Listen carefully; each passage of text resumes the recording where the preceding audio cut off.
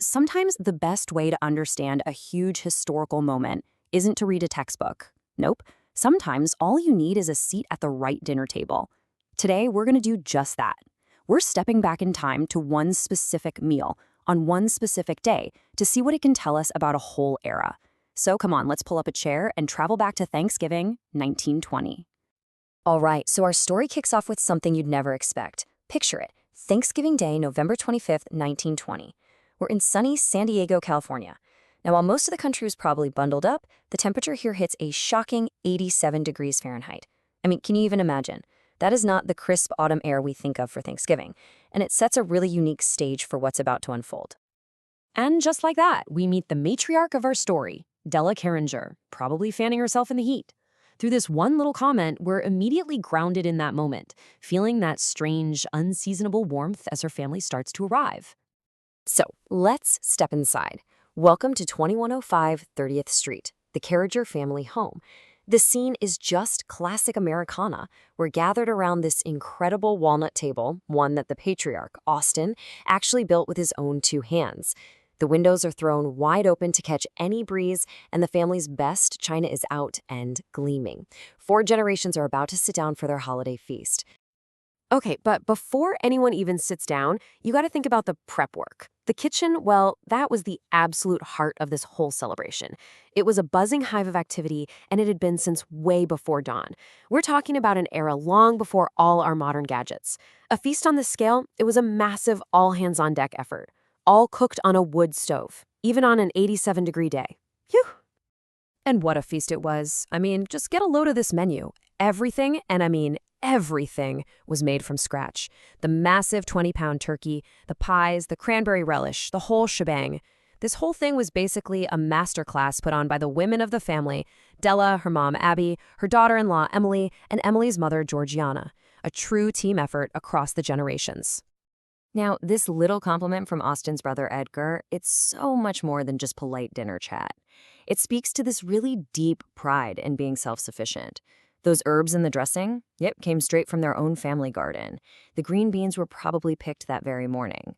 This meal wasn't just bought. It was the product of their own land and their own labor. Okay, so who are these people at the table? Let's get to know them. Because they aren't just names on a page. They are living, breathing representatives of their time. And each one has a totally unique viewpoint on a world that was changing at lightning speed. And check this out. This really breaks it down for us perfectly. You've got Abby, the great-grandmother at 76, who's seen things we can't even imagine. Then there's Austin and Della, the solid, steady core of the family. Then you have the young parents, Lyle and Emily, trying to make their way in this new post-war world. And of course, little Betty, who represents all their hopes for the future. All right, this is where it gets really good. If you could have been a fly on the wall, you would have heard a conversation that was a perfect time capsule. It reveals all the worries, the brand new innovations, and just the everyday realities of what it was like to be alive in 1920. So let's start with the patriarch, Austin Carringer. Get this, at 67 years old, an age when most of us today are thinking about slowing down, he has just started a completely new career. And we're not talking about just any career. He's jumped into the brand new, totally cutting-edge world of aviation.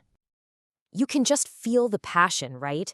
He's working down at Rockwell Field, repairing these GN4 biplanes, and he is just captivated by it all. But his mother-in-law, Abby, she's not so sure. She calls them dangerous contraptions. And that one little exchange perfectly captures the tension between the old world and this dizzying new age of technology.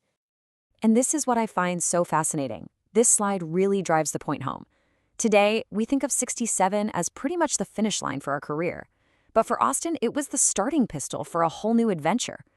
It just totally flips our modern script on age, work, and what it means to have a purpose. So you've got Austin, who's all about the future and this new tech. But the conversation also digs into the anxieties of a world that's just come out of the Great War. You can really hear this when you listen to the younger folks at the table, whose lives are being shaped by things like community support for veterans and brand new economic ambitions. And here's how you see these big historical currents showing up in their everyday lives. Emily's charity work with her church, that shows a community trying to pull together to help soldiers who came home and couldn't find a job. Lyle's ambition for a promotion at a department store, that points to the birth of our modern consumer economy. And that toast to loved ones they lost, well, That's a heartbreaking reminder of the war and just how fragile life felt. All right, so as the meal starts to wrap up, Austin asks everyone to go around the table and share what they're thankful for. And this, right here, is where you see what truly matters to them. This is the emotional bedrock of their lives. And every single answer gives us this incredible little peek into their world. Della is grateful for the absolute basics, family and health. Austin for a new sense of purpose. Emily and Lyle for the stable life they're building together.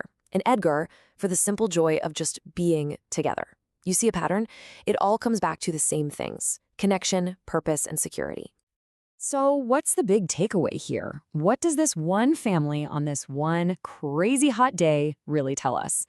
Well, it's way more than just a sweet story. It's a perfect snapshot of an entire nation standing at a crossroads. I mean, this slide just nails it. The Carringers' Thanksgiving was like a miniature version of 1920s America. You see that push and pull between growing your own food and building airplanes.